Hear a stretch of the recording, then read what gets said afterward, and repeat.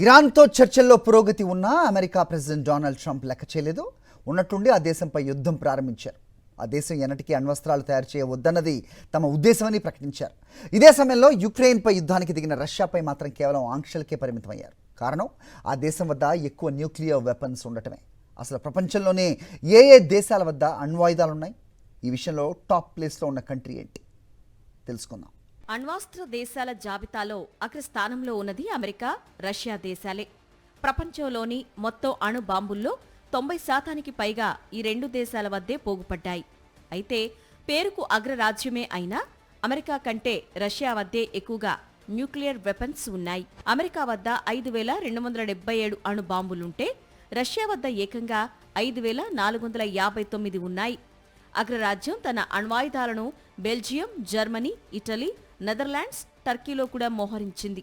Russia కూడా తన అణ్వాస్త్రాల్లో కొన్నింటిని మిత్రదేశమైన బెలారస్లో ఉంచింది.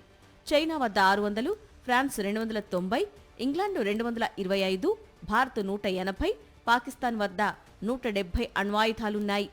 ఇక ఇజ్రాయెల్, ఉత్తర కొరియా వద్ద ఉన్న అణు బాంబుల సంఖ్యపై ఖచ్చితమైన స్పష్టత లేదు. ఇజ్రాయెల్ వద్ద కనీసం 200 అణు బాంబుల తయారీకి అవసరమైన వనరులు ఉన్నాయని సమాచారం.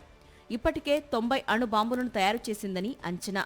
ఉత్తర కొరియా కూడా 50 న్యూక్లియర్ వెపన్స్ తయారీకి అవసరమైన యురేనియం తదితరాలను పలు మార్గాల ద్వారా సేకరించినట్లు రక్షణ రంగ నిపుణులు చెబుతున్నారు. మొత్తంగా ప్రపంచవ్యాప్తంగా 9 దేశాల వద్ద 12,341 అణు బాంబులు ఉన్నట్లు ఫెడరేషన్ ఆఫ్ ఆటమిక్ సైంటిస్ట్ 2025 నివేదిక చెప్తోంది. వాటిలో 9,600కు పైగా అణువార్ హెడ్లు ఏ క్షణంలోనైనా ప్రయోగించేందుకు సిద్ధంగా ఆయా దేశాల సైన్యం నియంత్రణలో ఉన్నట్లు సమాచారం. అయితే ప్రచ్ఛన్న యుద్ధ కాలంతో పోలిస్తే అణ్వాయుధాల సంఖ్య చాలా తక్కువ కావడం విశేషం. ఆ సమయంలో ప్రపంచ దేశాలన్నింటి దగ్గర కలిపి ఏకంగా 70,000కు పైగా అణువార్ హెడ్లు ఉన్నాయి.